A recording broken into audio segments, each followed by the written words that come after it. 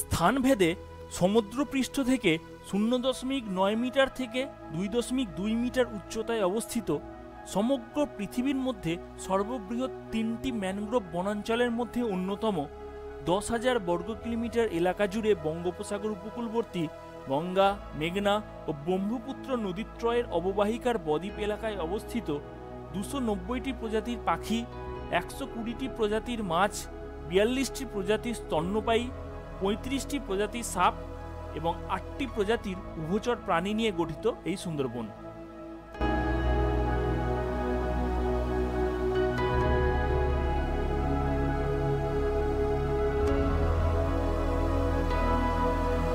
সুন্দরবনের আক্ষরিক অর্থ সুন্দর জঙ্গল বা সুন্দর বনভূমি। এখানে প্রচুর সুন্দরী গাছ থাকার কারণে সুন্দরবন নাম হয়েছে ধরে নেওয়া হয়, কিন্তু পৌরাণিক মতে সমুদ্র বন বা চন্দ্র বাঁধে অর্থাৎ প্রাচীন আদিবাসী এর থেকে নামকরণ হতে পারে এই সুন্দরবনের। সুন্দরবন যাওয়ার জন্য আমরা সড়ক পথ ব্যবহার করতে পারি এবং রেলপথও ব্যবহার করতে পারি। এক্ষেত্রে ভারতবর্ষের যে কোনো প্রান্ত থেকে প্রথমে শিয়ালদহ স্টেশনের দক্ষিণ শাখায় ক্যানিং লোকাল ধরতে হবে। দূরত্ব 45 কিলোমিটার, ভাড়া 15 টাকা।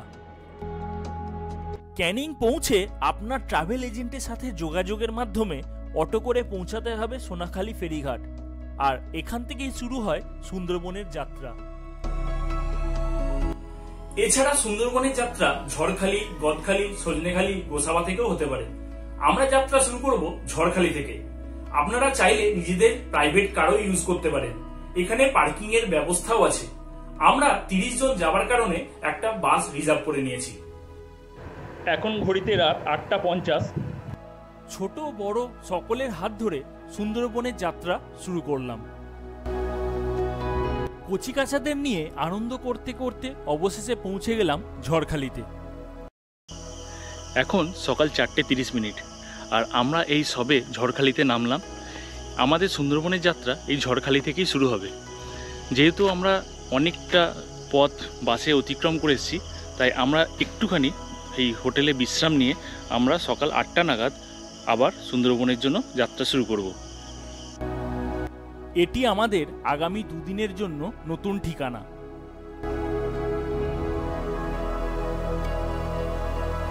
হোটেলের রুমে বিশ্রাম নিতে যাওয়ার সময় শুনলাম এক বিচলিত করা সংবাদ। এখন সকাল 5:35।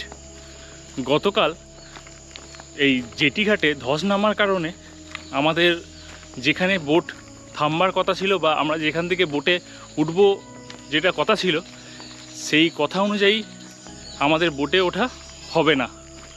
তো আমাদের নতুন কোন জায়গা থেকে বোটে উঠতে হবে এবং আমাদের যে সুন্দরবন যাত্রা, সেই যাত্রাটাকে সুগম করতে হবে, তার জন্য আমরা সকালবেলায় বেরিয়েছি জেটিঘাট দেখতে।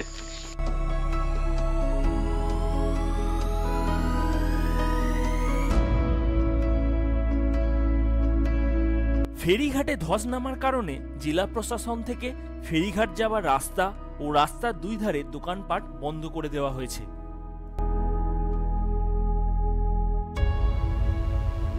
প্রকৃতির এই তাণ্ডব লীলা দেখে 2007 সালে সিডরে ও 2009 সালে আইলার কথা মনে পড়ে যাচ্ছে, যেখানে কম বেশি 1 লক্ষ সুন্দরবনবাসীর জীবনযাপন বিপন্ন হয়েছিল এবং সমগ্র বনভূমির 40% ক্ষতিগ্রস্ত হয়েছিল।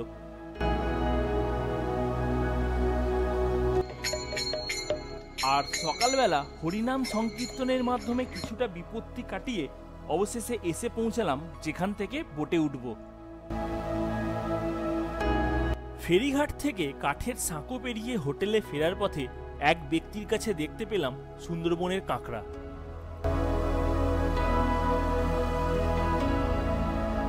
হোটেলে ফিরে একটু বিশ্রাম নিয়ে সকালে ব্রেকফাস্ট সেরে নিলাম। ব্রেকফাস্ট সেরে সকলকে নিয়ে এসে পৌঁছালাম যেখান থেকে আমরা বোটে উঠব। এখন সকাল 10:11 আর আমাদের এই সবে যাত্রা শুরু হচ্ছে। আমাদের যাত্রা শুরু হওয়া একটু বিঘ্ন হওয়ার কারণ হচ্ছে আমরা যে ফেরিঘাট অর্থাৎ ঝড়খালি ফেরিঘাট থেকে উঠব, সেই ফেরিঘাটটা ধস নেমে গেছে। এই ধস নেমে যাওয়ার ফলে আমাদের একটি অপর ফেরিঘাট থেকে উঠতে হচ্ছে, এবং সেই ফেরিঘাটে যতক্ষণ না জোয়ার আসছে ততক্ষণ জল না ওঠা পর্যন্ত সেখানে আমাদের বোট এসে পৌঁছাবে না। দীর্ঘ প্রতীক্ষার অবসান ঘটিয়ে একে একে উঠলাম আমাদের বোটে।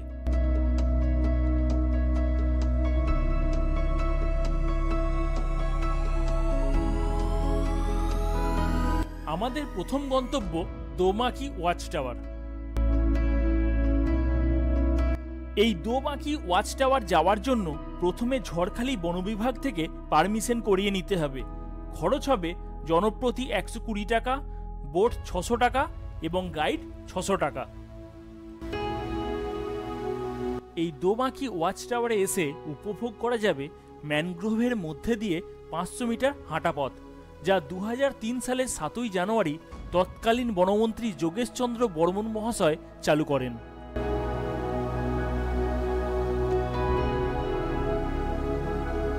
এখানে কিছু স্বাদু জল বা মিষ্টি জলের পুকুরও আছে। সাধারণত সংরক্ষিত বনাঞ্চলে বন্য প্রাণীদের শরীরে নুনের মাত্রা যাতে না কমে যায় তার জন্য সল্ট পিট তৈরি করা হয়, কিন্তু সুন্দরবনের জল থেকে মাটি সবই নোনা, তাই বন্য প্রাণীদের শরীরে নুনের মাত্রা ঠিক থাকে এবং তারা এই বৃষ্টিতে ধরে রাখা মিষ্টি জল পান করতে আসে। দোমাকি ওয়াচ টাওয়ার থেকে নেমে ক্যানোপি ওয়াক শেষে মা বনবিবির দর্শন করে নিলাম।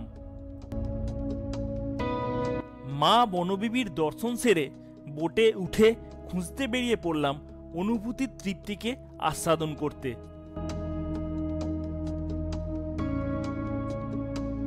সুন্দরবনের এই 10,000 বর্গ কিলোমিটার এলাকার মধ্যে 66% অর্থাৎ 6,517 বর্গ কিলোমিটার রয়েছে বাংলাদেশের খুলনা, বাগেরহাট, সাতক্ষীরা, বরগুনা এলাকায়, এবং বাকি 34% রয়েছে আমাদের পশ্চিমবঙ্গের দক্ষিণ 24 পরগনা এবং উত্তর 24 পরগনা এই দুই জেলায়।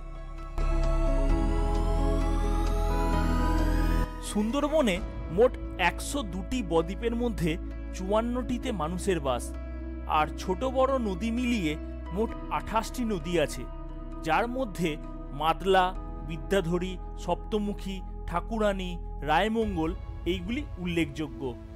এর মধ্যে রায়মঙ্গল নদী ভারত ও বাংলাদেশের সীমানা নির্দেশ করে।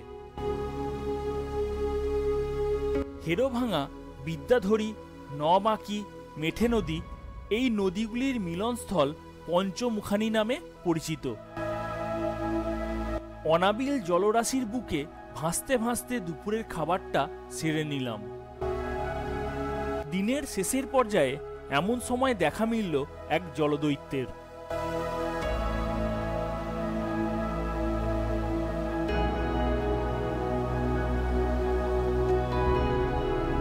এছাড়াও দেখা মিলতে লাগলো বিভিন্ন ধরনের পরিযায়ী পাখির।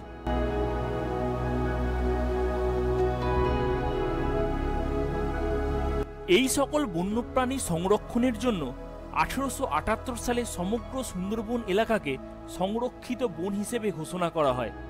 পরে 1911 সালে ট্র্যাক্ট অফ ওয়েস্টল্যান্ড হিসেবে আখ্যা দেওয়া হয়। এরপর 1992 সালের 21শে মে রামসার স্থান হিসেবে স্বীকৃতি দেওয়া হয়। পরবর্তীকালে 1997 সালের 6ই ডিসেম্বর ইউনেস্কো থেকে বিশ্ব ঐতিহ্যবাহী স্থান হিসেবে স্বীকৃতি লাভ করে। জেটিঘাটে ধস নামার কারণে প্রশাসনিক নির্দেশ মতো আমরা তাড়াতাড়ি জেটিঘাটে ফিরে এলাম।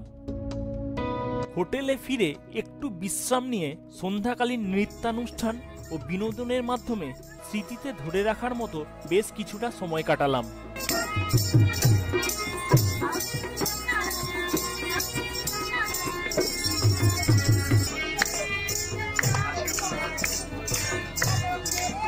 অনুষ্ঠান শেষে রাত্রিকালীন খাবার খেয়ে নিলাম। দেখা হবে পরের দিন সকালে।